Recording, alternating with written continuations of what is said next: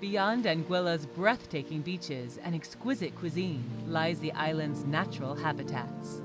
Anguilla's salt ponds, once the center of a thriving export salt industry, are now home to over 130 species of birds. Here, least terns, black-necked stilts, and Wilson's plovers, to name a few, raise their young.